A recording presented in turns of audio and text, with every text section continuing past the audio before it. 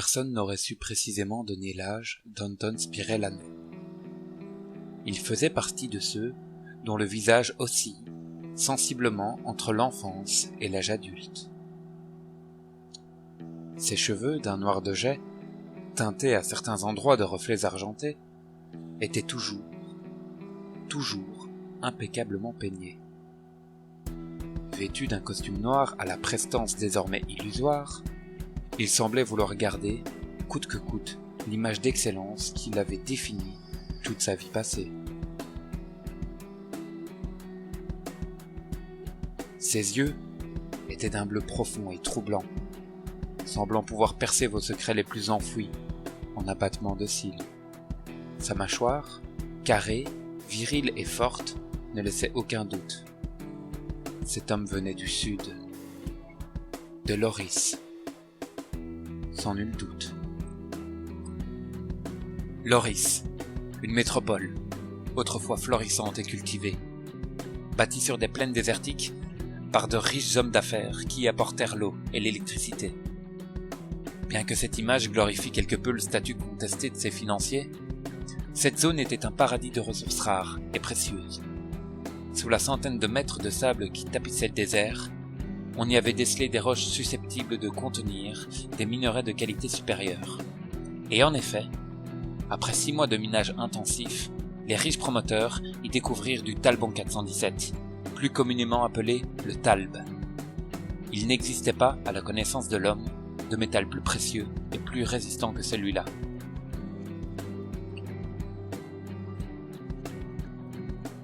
D'abord utilisé comme bijou, pour ses reflets ambrés et changeant la lumière du jour, il était aussi utilisé comme matériel militaire. Sa résistance n'avait d'équivalent que son prix. Exorbitant. Les immobiliers s'y installèrent donc, et au bout de 15 années de travaux, et de luxure, il faut le dire, Loris, cité des riches, prenait vie. Aidé par des centaines de milliers d'ouvriers et de miniers, qui s'empressèrent d'acheter des parcelles sablonneuses avant que les prix ne s'envolent. Et en un millénaire, Loris était devenue la cité luxuriante. Ville des marchands et des populations les plus aisées, mais, comme dans chaque lieu de richesse, sa périphérie s'étalait sur des bidonvilles immenses, abritant des arrivants qui espéraient y trouver une nouvelle vie, riche et opulente. Mais en vain.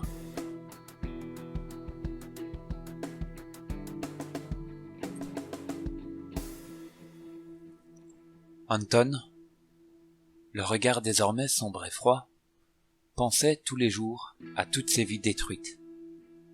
Loris, sa ville, ses amis, sa famille, sa femme et ses enfants s'y trouvaient.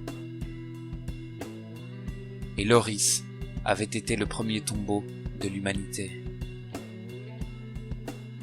Le premier missile nucléaire qui fut lancé depuis la base militaire de Shankou, dans les régions montagneuses, avait été le premier d'une très longue série. Les victimes de Loris se comptaient sans doute en dizaines de millions.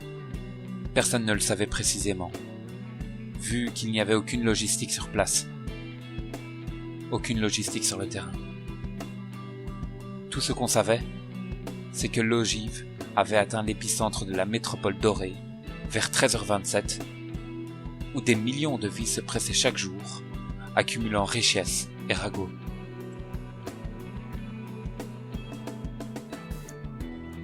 Le siège du gouvernement sudiste, sa banque nationale, ses services publics, ainsi que ses bâtiments administratifs, avaient tous été effacés de la surface de la planète, en une minuscule fraction de seconde. Il ne restait rien, que des gravats et des millions d'âmes, hurlant un dernier cri, immortalisé dans la mémoire collective. 2 semaines plus tôt, le signal, c'est ainsi qu'on l'appelait, avait été entendu pour la première fois par une poignée de politiciens et de généraux du monde entier. Ils avaient tous succombé dans l'heure, aux ondes propulsées par leur téléphone. Cet attentat n'ayant jamais été revendiqué par qui que ce soit, Il fut le déclencheur de la plus grande crise diplomatique de l'humanité. C'est à ce moment précis que l'humanité sombra dans ce qui allait devenir la 8e et dernière guerre mondiale. Et que nos vies à tous furent scellées.